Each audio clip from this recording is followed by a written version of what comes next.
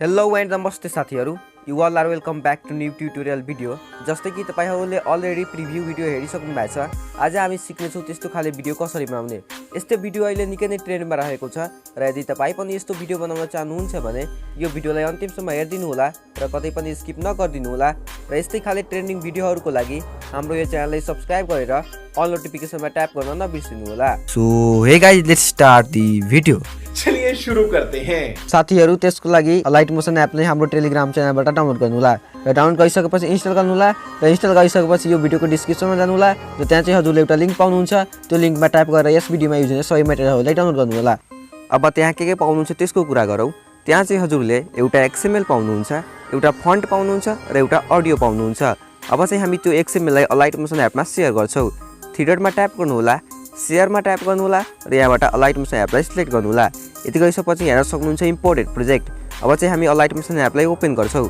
Open गरिसकेपछि हेर्न सक्नुहुन्छ ड्याडी मम्मी ट्रेन्ड यसमा ट्याप गर्नु होला र यति गरिसकेपछि ओकेमा ट्याप गर्नु होला र यति गरिसकेपछि अब ड्र्याग गर्नु होला र हेर्न सक्नुहुन्छ हाम्रो टेक्स्ट कहाँबाट स्टार्ट हुँदैछ त्यहाँसम्म आउनु होला। हेर्न सक्नुहुन्छ हाम्रो टेक्स्ट चाहिँ यहाँबाट स्टार्ट हुँदैछ, सो यसमा हामी ट्याप गर्छौं। एडिट ग्रुपमा जान्छौं र ड्र्याग गरेर सुरुमा आउँदा यहाँ हेर्न सक्नुहुन्छ ड्याडी मम्मी यसमा ट्याप गर्नु होला। एडिट टेक्स्टमा जानु होला, यहाँ हेर्न सक्नुहुन्छ लेमन मिल्का बोल्ड यसमा ट्याप गर्नु होला। भ्यू अल फन्टमा जानु होला र यति गरिसकेपछि हेर्न सक्नुहुन्छ थ्री लाइन यसमा ट्याप गर्नु होला। इम्पोर्ट फन्टमा जानु होला र यति गरिसकेपछि यस भिडियोमा युज हुने फन्टलाई सिलेक्ट गर्नु होला। त्यसको नाम चाहिँ लेमन मिल्का बोल्ड हो, यसमा ट्याप गरिदिनु होला। यति गरिसकेपछि फेरि हेर्न सक्नुहुन्छ हाम्रो लेमन मिल्का बोल्ड आइसकेको छ, यसमा हामी ट्याप गर्छौं। यति गरिसकेपछि हेर्न सक्नुहुन्छ हाम्रो टेक्स्टको फन्ट पनि चेन्ज भइसकेको छ र अब चाहिँ हामी टिकको बटनमा टिक गरिदिन्छौं र सेम तरिकाले यसमा ट्याप गर्नु होला। एडिट टेक्स्टमा जानु होला, यहाँबाट प्रेस गरेर लेमन मिल्का बोल्डलाई सिलेक्ट गर्नु होला र टिकको अप्सनमा टिक गरिदिनु होला। यति गरिसकेपछि फेरि हामी ड्र्याग गर्छौं, यसमा ट्याप गर्छौं, एडिट टेक्स्टमा जान्छौं, यहाँ प्रेस गर्छौं, लेमन मिल्का बोल्डलाई सिलेक्ट गर्छौं र टिकको अप्सनमा टिक गरिदिनु होला।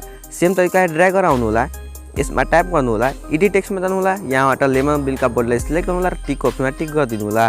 सेम तरिकाले यसमा ट्याप गर्नु होला, एडिट टेक्स्टमा जानु होला, यहाँबाट प्रेस गरेर लेमन मिल्का बोल्डलाई सिलेक्ट गर्नु होला र टिकको अप्सनमा टिक गरिदिनु होला। यति गरिसकेपछि अब फेरि हामी जान्छौं ब्याक र ब्याक गइसकेपछि यहाँ हेर्न सक्नुहुन्छ ग्रुप 3 त्यसमा ट्याप गर्नु होला। एडिट ग्रुपमा जानु होला र सुरुमा आउनु होला, यहाँ हेर्न सक्नुहुन्छ .jpg त्यसमा ट्याप गर्नु होला। ओकेमा जानु होला, कलर एन्ड फिलमा जानु होला, मिडिया नट फाउन्डमा जानु होला र यहाँबाट आफ्नो पिक्चरलाई सिलेक्ट गर्नु होला। जस्तै म यहाँ गर्दैछु हेर्न सक्नुहुन्छ र प्लसको आइकनमा ट्याप गरिदिनु होला। यति गरिसकेपछि फेरि हामी जान्छौं ब्याक र ब्याक गइसकेपछि हेर्न सक्नुहुन्छ तपाई ग्रुप 4। यति गरिसकेपछि हेर्न सक्नुहुन्छ ग्रुप 4 यसमा ट्याप गर्नु होला। एडिट ग्रुपमा जानु होला र सुरुमा आउनु होला, .jpg मा ट्याप गर्नु होला।